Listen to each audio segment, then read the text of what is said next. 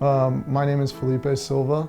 My trail name is Red Mountain Hawk, and my trail name means red stands for courage, mountain stands for leadership, and hawk stands for control and strength.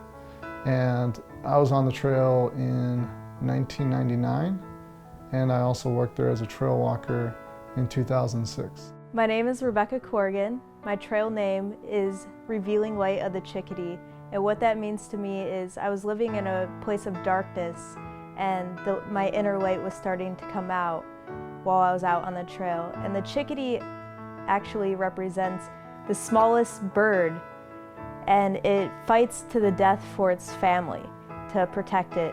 So that's what my trail name means to me. And I was a Snoggle walker from July to September 2011. My name is Jordan Brooks. I was on the trail in 2006, and my trail name is Soaring Fire Eagle.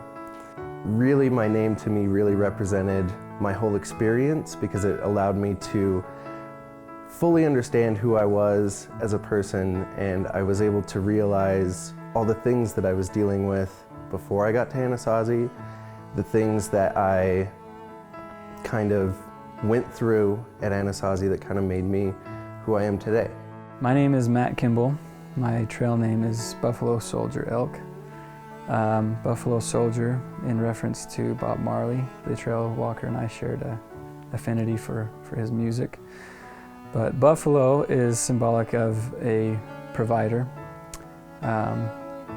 Soldier was representative of my desire to serve in the military, to fly with them, and elk is a sort of father figure.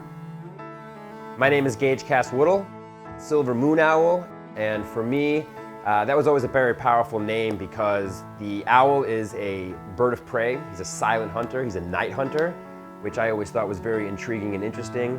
I myself am a night hunter, and the moon being a guiding light in the darkness, and I've always felt that that was representative of my leadership skills, and the silver being a very precious metal, which I'm very fond of. So I think that all in all, that means that I am a precious leader of the night. I was able to build a lot of confidence because I was able to see myself in a different light. In Anasazi, they talk a lot about your seed of greatness and starting a new beginning. And so I was able to start a new beginning. Throughout my time in the wilderness, I started to see myself grow, and I started to love myself, and it took a while to figure out who I really was and embrace myself. So I think my seed of greatness from going to Anasazi allowed me to get over the death of my father. It wasn't like the one thing that helped me get over it, but it was definitely the biggest stepping stone.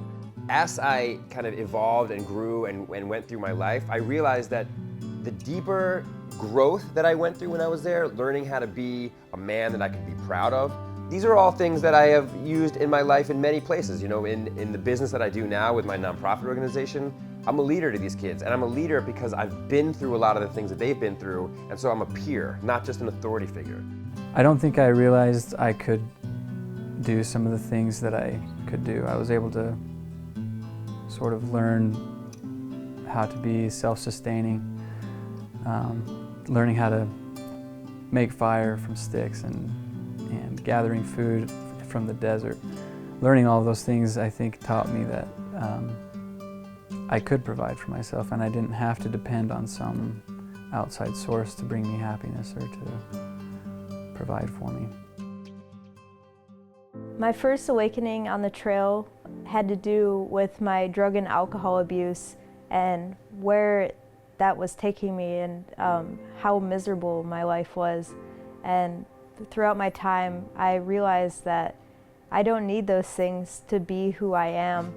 I realized that I can be sober and I can be myself, and I can love myself and love everyone around me, and just embrace who I am through sobriety. I think the basic kind of foundation of becoming the man that I am started there. Started when I had to look at myself and look deep into my soul, especially on my solo missions. You know, I had to be responsible for all of myself. And I couldn't turn to other people around me. And I think I was very spoiled coming into Anasazi. I think I was used to people doing things for me and kind of picking up the pieces for me and making sure that I was taken care of and survived. And at Anasazi, that didn't happen. One of the more important awakenings that I had was the understanding and realizing that there is a creator, that there is a higher power, and that he was aware of me. And everything I learned in the trail, I'm able to apply in my life. So for example, I learned a lot of confidence, and with that confidence, I was able to do a lot of great things in my career, and I was able to accomplish a lot of things because of the confidence that I learned as a young walker. All that you have in life, when it boils down to it, is yourself. You can only make yourself happy. Nobody else is gonna make you happy. No substance is gonna actually make you happy. You have to find it within yourself to decide to be happy. When you walk with a heart of peace, you're open towards others. And when you're open towards others, you learn more about yourself and more about others, and you can become more of an impact. I went into Anasazi with a very hard heart, and that's changed my life completely. I'm a much kinder, more patient, understanding person. I realized that, you know, I can pretty much do anything. You spend that long in the middle of nowhere in the desert, you realize that you can kind of take all these tools that you have, and I was able to survive that.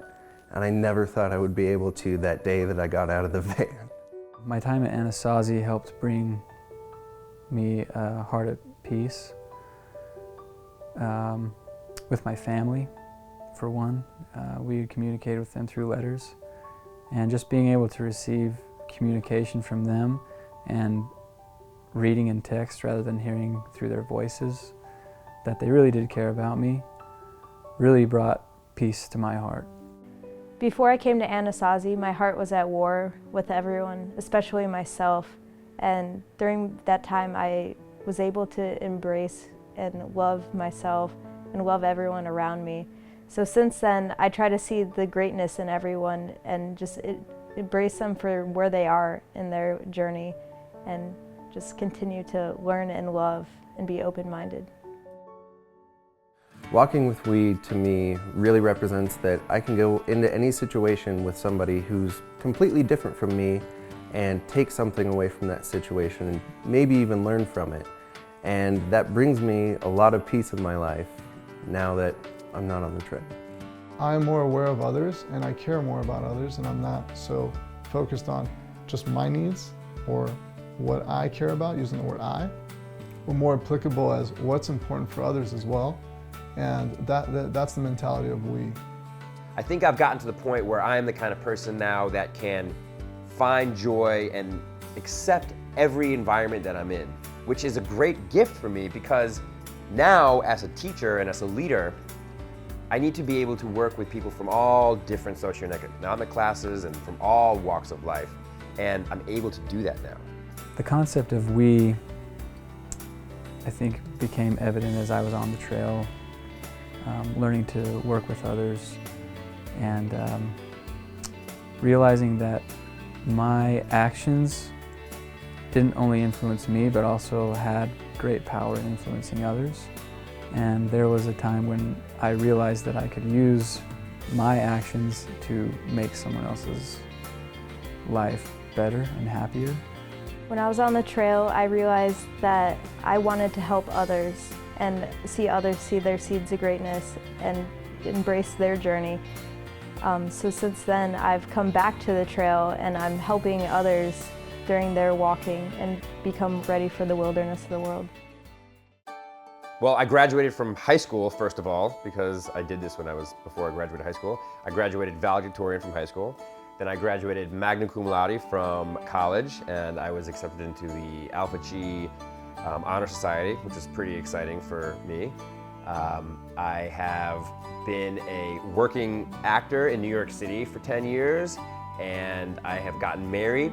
And I guess my most recent accomplishment is that I have started a nonprofit organization called Mythic Bridge, and we provide free hands-on narrative filmmaking workshops to at-risk teenagers.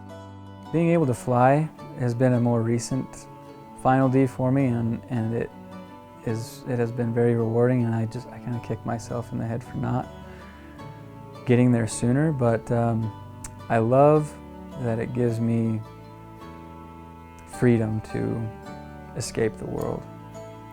It's my new escape where I can literally remove myself from the earth and just kind of be in my own element. I love to travel. I love the outdoors. I spend my winters snowboarding, and in the summers I love to skateboard and just go on hikes, and I love music festivals and concerts and photography and learning.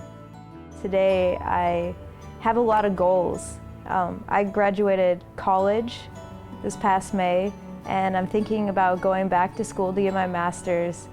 I am now a trail walker at Anasazi, so I get to come back and just work through things full circle and give back to what was so freely given to me. Some of those final Ds that I've applied in my life is getting my degree. So I got my degree. Serving a volunteer 2-year mission, which I did.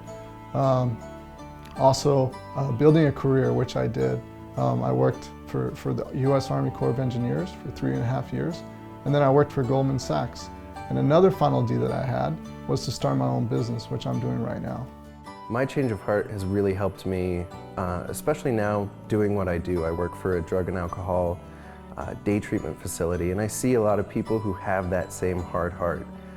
And sitting down and talking with them, doing groups with them, even just going out and going hiking with them, you kind of see, once you can get onto their level, that you have an impact. And so I feel really accomplished being able to help people who are kind of like me before I went to Anasazi. It's kind of like my own personal Anasazi. Anasazi was the launching pad for my life. I was at a place where I wasn't going anywhere, and Anasazi gave me the tools that I needed to make the improvements that I needed to make, and with that I was able to do so. And without Anasazi, I wouldn't be where I am today. You know, Ezekiel, you created Anasazi and you run this program, and you help a lot of us lost, wayward kids find our way. It was a good experience. I'm glad I did it. Thank you, Anasazi. A lot of the things that I learned on the trail, I would say has benefited me with starting my own business, and has benefited me in my career, and has also benefited me in my personal relationships, which are important, with my family, with my friends, with those that I love. So I'm very grateful for my Anasazi experience. I just have so much gratitude for everyone today and everyone that's helped me, and there's so much that I still have to learn, and I'm just so grateful for the experience and to be able to be back at Anasazi and see those familiar faces that helped me, and just be part of the journey of the young walkers and the Snoggle walkers that are struggling, and just see their hearts change and their lives change, and be part of that. I don't think I have words for what Anasazi has done for my life. It completely changed me as a human being, and I'm so happy that I was able to experience what I experienced on the trail with who I experienced. I definitely wouldn't be who I am without the Anasazi program. It's completely changed my life.